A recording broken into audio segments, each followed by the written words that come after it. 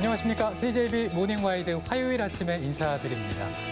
청주시가 오늘부터 25일까지 기후변화와 탄소 중립 인식 확산을 위한 비대면 체험 프로그램 기후놀이터 신청자 150가정을 선착순으로 모집한다고 하네요. 네, 그렇습니다. 기후놀이터란 가정에 배달된 기후변화 체험 꾸러미로 자녀와 함께 온라인 동영상을 보면서 체험 활동을 할 수 있는 기후변화 프로그램인데요. 네. 청주시에 거주하는 8세 이상 13세 이하 아동을 동반한 가정이면 누구나 신청할 수 있다고 합니다. 네, 150가정을 선정한다고 하니까 기후변화에 관심 있는 가정 참여해 보시기 바랍니다. 모닝와이드 뉴스 시작합니다. 기다리던 고3 수험생과 교직원에 대한 코로나19 예방접종이 시작됐습니다. 접종 첫날 약간의 혼선은 있었지만 대체로 순조롭게 진행됐습니다. 홍우표 기자가 현장을 다녀왔습니다. 이른 아침 보건소 앞에 고3 학생과 교직원들이 장사진을 쳤습니다. 발열 체크를 거쳐 예방접종센터로 자리를 옮겨 신원을 확인받고 문진표를 작성합니다. 화이자 백신을 접종받고는 이상 증상은 없는지 약간의 대기 시간까지 물 흐르듯 진행됩니다.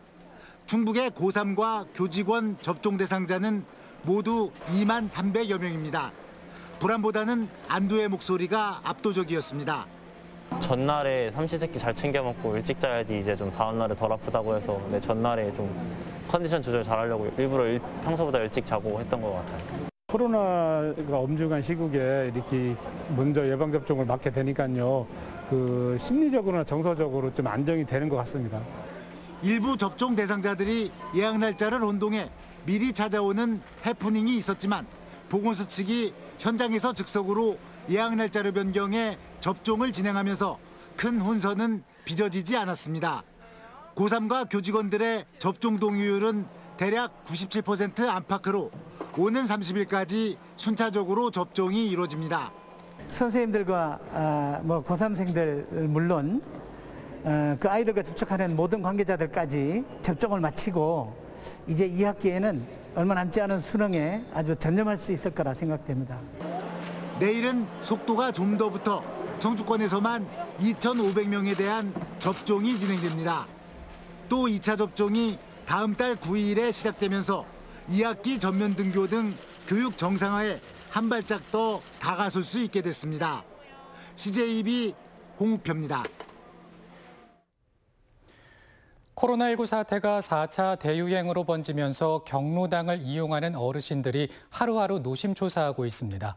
올해는 특히 강력한 폭염도 예보돼 있는데 더위를 피할 수 있는 경로당이 또다시 문을 닫는 건 아닌지 걱정이 큽니다. 주윤권 기자입니다.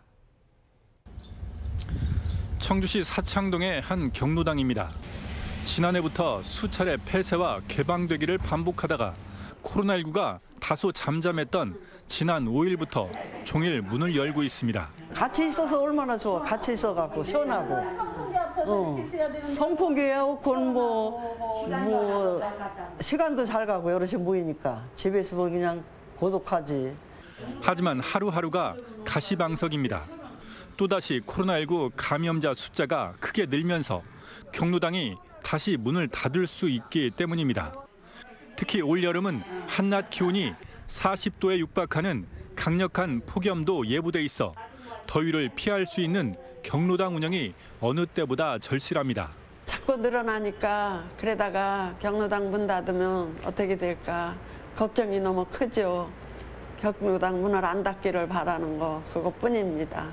그나마 경로당이 수차례 폐쇄를 반복했던 이전과 다른 점은 백신 접종 현황입니다. 청주 지역 75세 이상 노인의 85%가 화이자 2차 접종을 완료했고 60세와 74세 사이 노인들의 82%는 아스트라제네카 백신을 1차 접종했습니다. 코로나 백신 다 맞으신 분들 손 좀 들어보실래요? 네, 다 들었습니다. 맞았습니다. 백신을 맞으셨어도 돌파 감염으로 해서 어르신들이 감염이 되실까 봐 제일 걱정이 돼서 방역 수칙 준수를 신신당부를 드리고 있습니다. 청주 지역 네 번째 경로당 폐쇄 여부는 백신과 철저한 방역 수칙 준수가 코로나19를 얼마만큼 효과적으로 차단하느냐가 가를 전망입니다. CJB 조윤광입니다.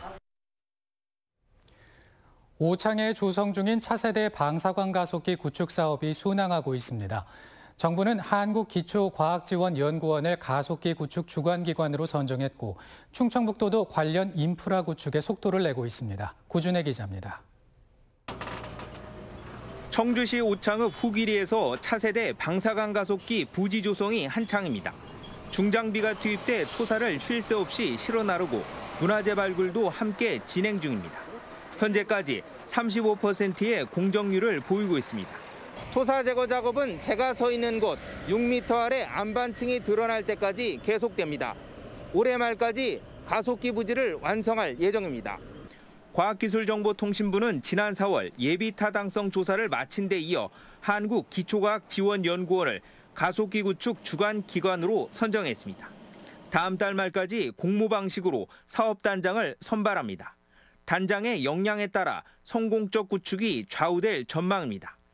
임혜숙 과기부 장관은 자율성을 최대한 부여하고 역량을 발휘할 수 있도록 제도적으로 뒷받침하겠다고 약속했습니다. 충청북도는 기반시설 확충과 함께 방사광 가속기에서 생산되는 방대한 데이터를 축적하고 분석할 일명 DNA 센터 등 가속기 활용도를 높일 핵심 시설 유치에 시동을 걸었습니다. 과기부와 함께 129명의 석박사급 연구 인력도 양성할 계획입니다. 최근에는 SK 하이닉스 등 기업들을 상대로 가속기 완공 후 전용 빔라인 사용을 홍보하고 있습니다. 상당수가 긍정적 반응을 보이고 있는 가운데 성사될 경우 유수의 기업 연구소를 유치하는 효과가 기대됩니다. 경쟁이 치열하기 때문에 빔타임 확보가 쉽지 않은데 전용 빔라인이 있으면 기업체들은 자기들이 원하는 시간에 필요한 만큼 쓸 수 있는 거고 또 기업 비밀도 또 유지할 수 있는 거고. 꿈의 현미경이라 불리는 차세대 방사광 가속기 구축이 순조로운 가운데 과기부와 충청북도는 내년 하반기 착공에 들어갈 예정입니다. CJB 구준혜입니다. 베스는 특별한 천적이 없는 대표적 생태계 교란 어종인데요. 속리산 국립공원 사무소가 베스를 퇴치하기 위해 낚시꾼들을 상대로 수매 사업을 시행하고 있는데 큰 성과를 내고 있습니다. 이태현 기자입니다. 속리산 국립공원 내에 있는 삼가저수지입니다. 전국에서 몰려든 강태공들이 베스를 잡는 데 집중합니다. 올해부터 속리산 국립공원 사무소가 생태계 교란종인 베스에 대한 수매 작업에 나섰기 때문입니다. 국립공원 사무소 차원의 수매 사업은 속리산 사무소가 전국에서 처음입니다. 수매 가격은 2kg당 1만 원으로 보통 3-4마리 무게에 해당합니다. 무엇보다 지역 상품권으로 지급된다는 점에서 지역 상권 활성화에도 기여를 하고 있습니다. 좋은 취지의 봉사활동이 있다는 걸 듣고 마침 저희가 베스 잡는 게 취미이기 때문에 그래도 평일에 한번 갔다 오자 해서 갔다 오게 됐습니다. 올해 3월부터 속리산 국립공원 사무소가 사들인 베스의 양은 360kg, 180만 원의 예산으로 1,600마리를 포획하는 저비용 고효율의 성과를 내고 있습니다. 수매 사업이 활기를 보이며 수중 생태계도 눈에 띄는 변화를 보이고 있습니다. 중간중간에 저희가 자체적으로 베스 모니터링을 하고 있는데 베스 개체수가 계속 줄어들고 크기도 줄어들고 있다는 게 모니터링 결과 나왔습니다. 국립공원이 시도한 수매 사업이 성과를 내자 보은군과 옥천군 등 자치단체도 앞다퉈 제도 시행을 앞두고 있습니다. 생태계 복원을 위한 외래어종 수매 사업이 지역 경기 활성화 차원에서도 주목을 받고 있습니다. CJB 이태현입니다. 국내 최대 규모의 장애인 미술 전시인 2021 장애인 창작 아트페어가 청주에서 처음 개최됐습니다. 회화와 조각 등 장애를 넘어 열정으로 탄생한 작품 140여 점이 관객들을 맞이하고 있습니다. 안정은 기자의 보도입니다. 청주에서 45년째 서예가로 활동 중인 이영미 씨는 청각장애 예술가입니다. 운보 김기창 화백을 보고 예술가의 길을 걷기 시작했습니다. 장애와 비장애, 가난과 부유함의 간극을 좁히기 위해 서예로 동행 정신을 표현했습니다. 제가 이거 동행이라고 해서 서로 약점은 채워주고 부족은 도와주고 장점은 말해주고 그런 의미에서 올해로 8회째를 맞이한 2021 장애인 창작 아트페어가 청주에서 개최됐습니다. 장애 예술인의 활동 저변을 넓히기 위한 전시로 지역에서 열린 건 이번이 처음입니다.